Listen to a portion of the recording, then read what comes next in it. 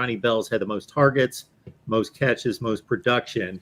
Is he the true number one? And with a wide receiver room that's so deep, are we seeing guys kind of fit roles, slot, deep threat, the various roles that in an ideal situation, and this is tough to achieve, but in the ideal situation, you kind of have your guy that, your red zone threat, you got your deep ball guy, you got your number one guy that's the best route runner and hands guy that always gets it. You got your Hunter Renfro type, you got your various styles of receivers. Now that's, again, in a perfect world, but do we seem to have wide receiver roles? And look at Des is right on it there. Well, Justin, before you kind of go into that answer, the odd man now, just based on that, to me, is Cornelius Johnson. I mean, I think Roman Wilson has a definitive role. He's the speedster guy, and to me, he sticks out as the speedster guy in his wide receiving core, right? And then you have Ronnie Bell, who I think is the slot, the guy. If you need to make for JJ, I need to go to a guy that I know is going to get open, has reliable hands. I'm going to Ronnie Bell. I feel like Cornelius Johnson's like the odd man out right now. He has 4 receptions this year. I don't look at him as a speedster. I look at him as a really good athlete, good size, really good ability, the raw ability to be a number one. But Justin, do you see that as well? Kind of Cornelius Johnson kind of struggling to find his way, finding his niche within his wide receiving core?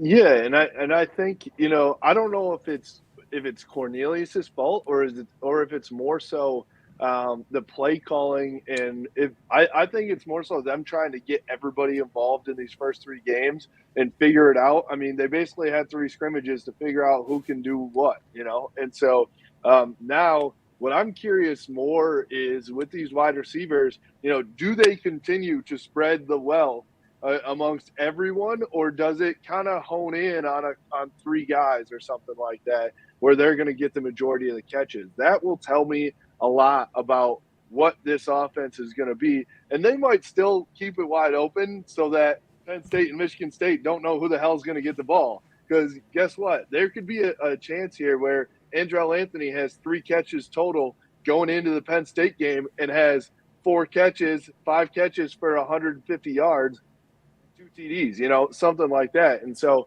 I think they love what they have at wide receiver, and they are going to use it to their advantage where, let's be honest, they could, back to your question, Mark, too, in terms of the roles, like, you can blow the top off, honestly. Roman is the fastest guy on the team. A.J. Henning's fast as hell. Cornelius is that actual, tall, deep threat, and we've seen Andrell do it. I'm missing people. That's how deep it is, really. And so that's where I think that, I'm more interested to see how they use these guys in terms of getting them the ball. And I don't think anybody's really established their exact role just quite yet, because I think that they all can do a lot of it. But yeah, and I would say I would definitely say, Roman. Go ahead. Go ahead. Sorry. Go ahead. No, go ahead. Roman, it seems very clear that Roman is the deep threat. He is the guy that's going to blow the top off the defense. And while I do think as we get into Big Ten play that it may happen less frequently, but he is the guy that can take the top off the defense. And you definitely want to scheme that up. And I think Ronnie is clearly the number one, the go-to guy. He's got, at this point, the most catches.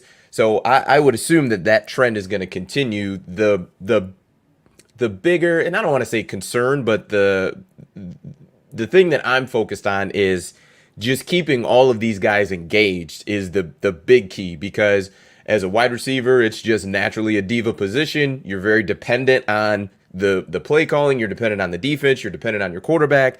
So it's just making sure all of these guys are engaged. This seems to be a culture where there's not going to be any concerns with that, but you would love to have a guy just get just a little bit of love, because number one of the main things, and I think the receivers have done a great job this year, is blocking down the field, because that's what is going to spring Blake Corum for 50, 60-yard runs and Donovan Edwards, things of that nature.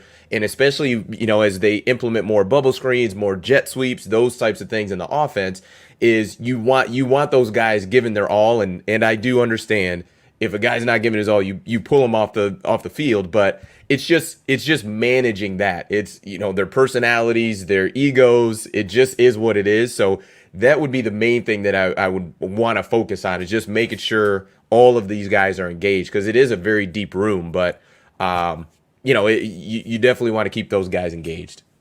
Yeah, and I think, for one, if you're going to come play receiver for Jim Harbaugh, I'm sure by now you realize that if you get on the field for Jim Harbaugh as a receiver, you go in with the expectation knowing that, look, we're not a very pass-heavy offense. It's just not how we are. And I think you see the whole team kind of embody that. Like, the biggest thing about this receiving core that I love is that they embody, and I believe take pride in run blocking, right? There's no selfishness. Guys are willing to give up their bodies. They're willing to be physical. You see that all the time. You know, it's how many bubble screens have we seen taken for, you know, chunk yardage, because not only because of the speed and athleticism of the guy who has the ball, but also the really good effective run blocking, right? The initial setup, then guys down the field, right? Not just giving up and pulling up, playing the whole way through. And so I think this is a core and a team that understands that. So I'm not too worried about guys becoming upset, but I do agree with you, Dan. It's the same thing in basketball for like a big man, right? You know, sometimes you need to touch the ball just to feel like you're a part of it, right? Just to feel in the flow of things. So I do agree with you on that.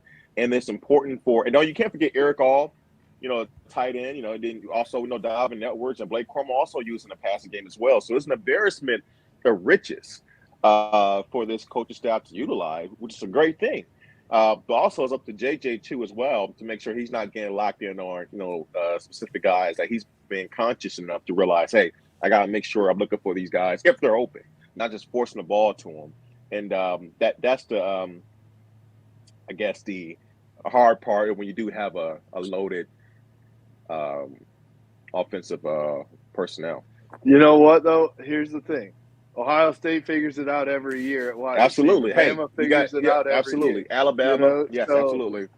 It's what it cracks me up when people are like, well, what are you going to do? They're all going to transfer. I'm like, everyone else seems to figure it out. So there's a way to do it, you know, and guys will wait their turn if, you know, if you show out this year with this offense and you really are scoring 40-some points a game by the end of the year or something like that, these wide receivers will wait their turn. And then Andrell Anthony will say, all right, Ronnie, you got your year, you know, go ball out in the NFL. It's my turn, you know, and that type of thing. And so I'm excited for that.